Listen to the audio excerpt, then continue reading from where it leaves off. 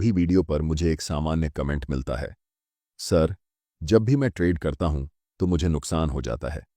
मेरा 10,000 रुपये का नुकसान हो गया, 50,000 रुपये का नुकसान हो गया और यहां तक कि 1,00,000 रुपये का नुकसान हो गया। मैंने तो सारे कैंडलस्टिक पैटर्न सीख लिए हैं, फिर भी मुझे लॉस हो रहा है। आप सभी ट्रेडर्स से मेरी एक रिक्वेस्ट है कि इस वीडियो को पेन और कॉपी के साथ देखें। मेरा वादा है कि आपकी 100 ट्रेड्स में से 80 से ज़्यादा ट्रेड्स प्रॉफिटेबल होंगे। ये सभी नुकसान आपकी आम गलतियों की वजह से हो रहे हैं। आप चार्ट्स पर हैमर कैंडल देखते हैं और सोचते हैं कि अब मार्केट ऊपर ही जाएगा, इसलिए बाय कर लेते हैं और आपको नुकसान हो जाता है। मैं आपके भले के लिए बता दूं कि जब तक आप कैंडलस्टिक के साथ प्राइस एक्शन, सपोर्ट और रेजिस्टेंस, ट्रेंड लाइन, सप्लाई और डिमांड जोन को नहीं जोड़ेंगे, तब तक आपको प्रॉफिट नहीं होगा। जब तक आप कैंडल के पीछे की साइकोलॉजी को नहीं समझेंगे, तब तक आपके ट्रेड्स प्रॉफिटेबल नहीं होंगे। सबसे पहले कैंडलस्टिक पैटर्न की बेसिक फॉर्मेशन को समझते हैं कि कैंडलस्टिक पैटर्न कैसे बनता है। अगर आपने कभी गूगल पर किसी स्टॉक के बारे में सर्च किया है, तो आपको एक ग्राफ दिखा होगा जिसे हम लाइन ग्राफ कहते हैं। यह लाइन ग्राफ हमेशा अधूरी जानकारी देता है, जिसके कारण हम कैंडलस्टिक पैटर्न का उपयोग करते हैं। कैंडलस्टिक हमें उस समय हो रहे मार्केट के हालचाल के बारे में पूरी जानकारी देता है। कैसे? चलिए देखते हैं। मान लीजिए कि किसी स्टॉक का प्राइस शुरुआती लेवल पर 10 रुपये था, लेकिन धीरे धीरे कम होता गया और 5 रुपये तक पहुंच गया। उसके बाद प्राइस तेजी से ऊपर की ओर बढ़ने लगा और 25 रुपये तक चला गया। कुछ समय बाद प्राइस थोड़ा नीचे गिरा और 20 रुपये पर आकर बंद हो गया। कैंडलस्टिक हमेशा दो कंपोनेंट से मिलकर बनी होती है, एक कैंडल का विक और दूसरा कैंडल की बॉडी। कैंडल का विक हमें बताता है कि प्राइस एक विशेष समय अवधि में कितना नीचे गया और कितना ऊपर गया। इस एग्जाम्पल में विक का निचला लेवल 5 रुपये पर होगा और ऊपरी लेवल 25 रुपये पर। निचले लेवल को हम लो कहते हैं और ऊपरी लेवल को हाई कहते हैं। कैंडल की बॉडी हमें यह जानकारी देती है कि उस विशेष समय में प्राइस कहां से शुरू हुई थी और कहां जाकर बंद हुई। इस एग्जाम्पल में प्राइस 10 रुपये से शुरू हुई थी और 20 रुपये पर जाकर बंद हुई, यानी 10 और 20 रुपये के बीच में कैंडल की बॉडी होगी। प्राइस जहां से शुरू हुई थी उसे हम ओपन कहते हैं और प्राइस जहां पर बंद हुई उसे क्लोज कहते हैं। अब हमारे पास कैंडल की संरचना तैयार हो गई है। आपको पता होगा कि कैंडल दो रंगों की होती है, एक हरा और एक लाल। जब किसी कैंडल की प्राइस कम रुपए में शुरू हुई हो और ज्यादा रुपए में बंद हुई हो, तो उस कैंडल की बॉडी का रंग हरा होता है। लेकिन अगर किसी स्टॉक की प्राइस ज्यादा में शुरू हुई हो और कम में जाकर बंद हुई हो, तो उस कैंडल की बॉडी का रंग लाल होता है। इस एग्जाम्पल में स्टॉक की प्राइस 10 रुपये में शुरू हुई थी और 20 रुपये पर जाकर बंद हुई, इसलिए इस कैंडल की बॉडी का रंग हरा होगा। एक कैंडल्स दो टाइप के होते हैं, पहला बुलिश कैंडल और दूसरा बियरिश कैंडल। जब कैंडल की क्लोजिंग प्राइस ओपनिंग प्राइस से ऊपर होती है, तो उस कैंडल को हम बुलिश कैंडल कहते हैं और इसका कलर ग्रीन होता है। यह कैंडल मार्केट में बुलिशनेस का संकेत देती है। इसका जस्ट ऑपोजिट है bearish war candle. Bearish candle की क्लोजिंग प्राइस ओपनिंग प्राइस से नीचे होती है और इसका कलर रेड होता है। यह कैंडल मार्केट में नेगेटिव सेंटीमेंट का संकेत देती है और यह बताती है कि प्राइस यहां से और नीचे की तरफ जा सकती है। अब हम समझते हैं टाइप्स ऑफ कैंडलस्टिक पैटर्न्स। एक कैंडलस्टिक पैटर्न में कितनी कैंडल हैं, इसके बेसिस पर कैंडलस्टिक पैटर्न्स को 3 टाइप्स में डिवाइड किया गया है। पहला है सिंगल कैंडलस्टिक पैटर्न, दूसरा है 2 कैंडलस्टिक पैटर्न्स और तीसरा है 3 कैंडलस्टिक पैटर्न्स। इस वीडियो में हम पर्टिकुलरली सिंगल कैंडलस्टिक पैटर्न के अंदर जितने भी कैंडलस्टिक पैटर्न्स होते हैं उन सभी को समझने वाले हैं। जैसा कि सिंगल कैंडलस्टिक पैटर्न के नाम में ही सिंगल वर्ड शामिल है, इससे पता चलता है कि इस पैटर्न में सिर्फ एक कैंडल होगी और total 7 most popular single candlestick patterns, जो कि चार्ट्स पर सबसे ज्यादा एक्यूरेटली रिजल्ट देते हैं, हम उन्हें समझेंगे। इन 7 सिंगल कैंडलस्टिक पैटर्न्स का नाम है bullish marubozu, bearish marubozu, hammer candle, hanging man candle, inverted hammer, shooting star और दोजी। इन 7 सिंगल कैंडलस्टिक पैटर्न्स को एक एक करके डिटेल में समझेंगे, इसलिए बिना वीडियो को स्किप किए पूरे ध्यान से इस वीडियो को अंत तक देखना। और मैं आपसे वादा करता हूं कि मैं इतना आसान तरीके से समझाऊंगा कि आपको इस टॉपिक पर फिर कोई और वीडियो देखने की ज़रूरत नहीं पड़ेगी। सबसे पहला सिंगल कैंडलस्टिक पैटर्न जिसके बारे में हम डिस्कस करेंगे वह है बुलिश मारुबोजू पैटर्न। जैसे कि हमने आपको बताया कि मारुबोजू कैंडलस्टिक पैटर्न एक सिंगल कैंडलस्टिक पैटर्न है। ये कैंडल एक लंबी ग्रीन बुलिश कैंडल होती है जिसमें विक ना के बराबर होता है। अगर आप कैंडल के अपर विक पर भी ध्यान दें और लोअर विक पर भी ध्यान दें तो आपको बहुत छोटी विक नजर आएगी। इसका मतलब होता है कि कैंडल की ओपनिंग कैंडल के लो के बराबर में या फिर बहुत नज़दीक होती है और कैंडल की क्लोजिंग कैंडल के हाई के बहुत आसपास या बराबर में होती है। इसीलिए कैंडल में कोई भी विक नहीं बनता। इस कैंडल को मार्केट में बहुत स्ट्रॉन्ग साइन के रूप में देखा जाता है कि अब इस कैंडल के बाद मार्केट यहां से ऊपर जाने वाली है, यानी कि यह कैंडल मार्केट में बुलिशनेस का एक बहुत स्ट्रॉन्ग सिग्नल है।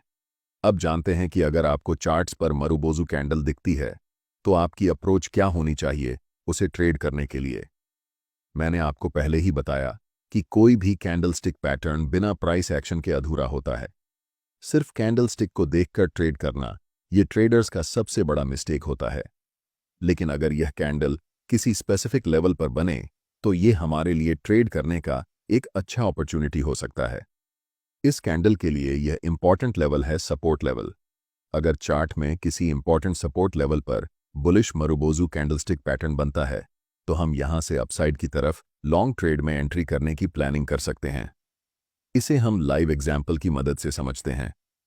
यह चार्ट टाटा कंज्यूमर प्रोडक्ट्स का है, यानी कि TCPL का एक दिन के टाइम फ्रेम में है। चार्ट में पिछली कीमत एक दिन के टाइम फ्रेम में है। एक्शन के हिसाब से यह एक इंपॉर्टेंट सपोर्ट लेवल है। पहले तो प्राइस नीचे की तरफ आई है इस सपोर्ट लेवल पर। इस लेवल पर आकर प्राइस थोड़ी सी बुलिशनेस दिखाती है, लेकिन थोड़ी दूर जाते ही वापस नीचे आने लगती है। कुछ कैंडल्स बनने के बाद हमें चार्ट पर एक लंबी ग्रीन मारुबोजू कैंडल दिखती है। ये कैंडल चार्ट पर हमें बताती है कि अब मार्केट यहां से ऊपर की तरफ जाने वाली है। इस कैंडल के बनने के पीछे की कहानी ये है कि बायर्स और सेलर्स के बीच हुए फाइट्स में बायर्स स्ट्रांगली जीत चुके हैं। इस कैंडल को ट्रेड करने के लिए हमें कैंडल की क्लोजिंग के बाद कैंडल के हाई पर एक लाइन मार्क करनी है। नेक्स्ट कैंडल जब भी इस कैंडल के हाई को ब्रेक करेगी तब हम ट्रेड में बाय पोजीशन में एंटर करेंगे। हमारा stop loss bullish marubozu candle के लो पर होगा और टारगेट के लिए हम पहले रेजिस्टेंस लेवल पर प्रॉफिट बुक करेंगे।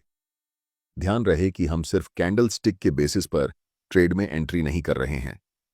हमें कैंडल स्टिक के साथ साथ इंपॉर्टेंट सपोर्ट लेवल भी दिख रहा है। आप अपने ब्रोकिंग ऐप या फिर ट्रेडिंग व्यू में जाइए और M6 स्टॉक का चार्ट खोलिए और फिर आपको यह नज़ारा देखने को मिलेगा। यह स्टॉक अभी स्ट्रॉन्ग बुलिश फेज में है और हर एक ब्रेकआउट फेज पर प्रॉफिट दे रहा है। पिछले 4 बार कंटिन्यूअस ब्रेकआउट पर इसने प्रॉफिट दिया है और फिर से ब्रेकआउट का सीनारियो यहां पर बन रहा है। अभी लास्ट कैंडल मारुबोजू कैंडल बनकर तैयार हुई है। अब हमें इस कंसोलिडेशन लेवल के ऊपर एक लाइन ड्रॉ करनी है। नेक्स्ट कैंडल जब भी इस लाइन को ब्रेक करेगी तब हमें ट्रेड में एंट्री लेना है। इस ट्रेड में हमारा स्टॉप लॉस मारुबोजू कैंडल के लो पर होगा। फर्स्ट टारगेट के लिए हम 1 से 2 का रिस्क रिवॉर्ड रखेंगे और उसके बाद हम स्टॉप लॉस को ट्रेल करेंगे। अब हम बात करते हैं बेयरिश मारुबोजू पैटर्न की। यह कैंडल एक लंबी रेड बेयरिश कैंडल होती है और इस कैंडल में कोई भी विक नहीं रहता है या फिर ना के बराबर होता है, यानी कि वह नेग्लिजिबल होता है। इस कैंडल की ओपनिंग कैंडल के हाई के बहुत पास या फिर बराबर में होती है और कैंडल की क्लोजिंग उसी कैंडल के लो के बहुत पास या फिर कैंडल के लो के बराबर में होती है। और यही कारण है कि इस कैंडल की विक दिखाई नहीं देती। इस कैंडल से हमें मार्केट की बेरिशनेस का पता चलता है। यह हमें एक संकेत देती है कि इस समय मार्केट में बायर्स कमजोर हैं और सेलर्स बहुत ज्यादा मजबूत हैं। अगर यह कैंडल किसी स्पेसिफिक लेवल पर बने, जैसे रेजिस्टेंस लेवल पर, तो यह हमारे लिए एक बेरिश ट्रेड की अपॉर्चुनिटी हो सकती है। यह कैंडल बेरिश मार्केट का सबसे स्ट्रॉन्ग सिग्नल होता है। ऐसे कैंडल को देखकर हमें मार्केट में अलर्ट होना चाहिए। हम इसे लाइव एग्जाम्पल के साथ समझते हैं। यह एक इंपॉर्टेंट रेजिस्टेंस लेवल है और यहां पर हमें एक स्ट्रॉन्ग बेरिश मारुबोजू कैंडल दिखती है। इस कैंडल को ट्रेड करने के लिए सिंपली हम इस कैंडल के लो पर एक लाइन मार्क करेंगे। अगली कैंडल जब भी इस कैंडल के लो को ब्रेक करके नीचे जाएगी तब हम सेल साइड एंट्री लेंगे। ट्रेड में हमारा स्टॉप लॉस इसी कैंडल के हाई पर होगा और टारगेट नियरेस्ट सपोर्ट लेवल पर। ध्यान रखें, सिर्फ कैंडलस्टिक को देखकर ट्रेड नहीं लेना चाहिए। जब तक आपको रेजिस्टेंस लेवल यहां पर नहीं दिखे तब तक आप ट्रेड में एंट्री करने की मत सोचें, क्योंकि रैंडम मारूबोजू कहीं पर भी बन सकता है। लेकिन अगर यह कैंडल किसी रेजिस्टेंस लेवल पर बने तो ये हमारे लिए एक हाई विन रेट वाली ट्रेड अपॉर्चुनिटी होती है। अब कौन कौन से स्टॉक्स में ये कैंडलस्टिक बनकर तैयार हो चुकी है, इसे पता करने के लिए हम स्टॉक एज ऐप में स्कैन्स ऑप्शन को सेलेक्ट करके कैंडलस्टिक स्कैन के अंदर बेरिश स्कैन में जाकर ब्लैक मारूबोजू को क्लिक करेंगे, जिससे आपको उन सभी स्टॉक्स की लिस्ट मिल जाएगी जहां पर यह कैंडल की फॉर्मेशन बन चुकी है। अगला मोस्ट इंपॉर्टेंट कैंडल है हैमर कैंडलस्टिक पैटर्न। इस कैंडल की बॉडी की साइज बहुत छोटी होती है और अपर विक बहुत छोटी या फिर नहीं होती है, लेकिन लोअर विक की साइज बॉडी की कंपैरिजन में 2 से 3 गुना बड़ी होती है। यह कैंडल डाउन ट्रेंड के बाद बनती है और यह हमें संकेत देता है कि प्राइस अब यहां से ऊपर की तरफ जाने वाली है। इसलिए इस कैंडल को हम बुलिश रिवर्सल कैंडलस्टिक पैटर्न के अंदर रखते हैं, क्योंकि यह कैंडलस्टिक प्राइस चार्ट के बॉटम पर बनती है और यहां से प्राइस ऊपर की तरफ जाने के बहुत ज्यादा हाई चांसेस रहते हैं। इस कैंडल के बनने के पीछे की कहानी है कि यह कैंडल ओपन तो होती है अपर लेवल पर, लेकिन बेरिश सेंटिमेंट होने के कारण और सेलर्स का मजबूत होने के कारण प्राइस पहले नीचे जाती है। लेकिन उसी कैंडल में बहुत सारे बायर्स बड़े क्वांटिटी में एंटर करते हैं, जिस कारण कैंडल की क्लोजिंग जहां पर ओपन हुई थी उसी के आसपास होती है। ये कैंडल हमें बताती है कि सेलर्स और बायर्स के बीच हुई लड़ाई में सेलर्स हार चुके हैं और बायर्स अपना दबदबा बना चुके हैं। इस कैंडल का कलर रेड या फिर ग्रीन दोनों हो सकता है। कैंडल की क्लोजिंग अगर हाई के नजदीक है तो ये बुलिश कैंडल होगी, फिर चाहे उस कैंडल का कलर रेड हो या ग्रीन, इससे कोई फर्क नहीं पड़ता। अगर हम ग्रीन हैमर कैंडल और रेड हैमर कैंडल में कंपैरिजन करें तो green hammer candle red hammer candle से थोड़ा ज्यादा स्ट्रांग होता है, लेकिन इससे ज्यादा इंपॉर्टेंट है कि उस कैंडल की लोअर विक कितनी बड़ी है। लोअर विक जितनी लंबी होगी वह कैंडल उतना ज्यादा स्ट्रांग होगा। फिर से इस कैंडल को ट्रेड करने के लिए इंपॉर्टेंट सपोर्ट लेवल की बहुत जरूरत होगी। अगर यह कैंडल इंपॉर्टेंट सपोर्ट लेवल पर बने तो यह बाय पोजीशन में ट्रेड करने के लिए एक इंपॉर्टेंट अपॉर्चुनिटी होगी। हमारा स्टॉप लॉस हैमर कैंडल के लो पर होगा और पहला टारगेट नियरेस्ट रेजिस्टेंस लेवल होगा। अब आपको पता करना है कि कौन कौन से स्टॉक्स में हैमर कैंडल बन चुकी है। इसके लिए कैंडलस्टिक स्कैन में बुलिश रिवर्सल स्कैन पर क्लिक करना है। आपके सामने सबसे पहला ऑप्शन हैमर का आएगा, उस पर क्लिक करना है। यहां आपको पूरा स्टॉक की लिस्ट मिल जाएगी जहां पर हैमर कैंडल बन चुकी है। इन स्टॉक्स में ट्रेड करने के लिए अपना ब्रोकिंग ऐप खोलना है और वहां अगर हैमर कैंडल के साथ आपको कोई इंपॉर्टेंट सपोर्ट लेवल दिखे तभी आपको ट्रेड में एंट्री लेनी है। अब हम बात करते हैं हैंगिंग मैन कैंडलस्टिक पैटर्न के बारे में। इस कैंडल की बॉडी बहुत छोटी होती है और कैंडल की अपर वीक ना के बराबर होती है, लेकिन कैंडल की लोअर वीक बॉडी के मुकाबले 2 से 3 गुना ज्यादा लंबी होती है। यह कैंडल मार्केट में अप ट्रेंड के बाद टॉप पर बनती है और इस कैंडल के फॉर्मेशन के बाद यह बहुत हाई चांसेस होते हैं कि प्राइस अब इस लेवल से नीचे की तरफ जाने वाली है। इस कैंडल का रंग ज्यादा मायने नहीं रखता है। कैंडल की लोअर वीक जितनी बड़ी होगी वह कैंडल उतना ज्यादा स्ट्रॉन्ग बेयरिश रिवर्सल सेंटीमेंट को पैदा करेगी। अगर यह कैंडल किसी इंपॉर्टेंट रेजिस्टेंस लेवल पर फॉर्म होती है तो यह हमारे लिए सेल साइड में एक अच्छा ट्रेडिंग अपॉर्चुनिटी हो सकती है। ट्रेड में एंट्री के लिए इस कैंडल की लो को हमें मार्क करना है और जब नेक्स्ट कैंडल इस लाइन को ब्रेक करेगी तब हमें ट्रेड में एंट्री लेनी है। हमारा stop loss hanging man pattern की कैंडल के ऊपर होगा और टारगेट पहला रेजिस्टेंस होगा।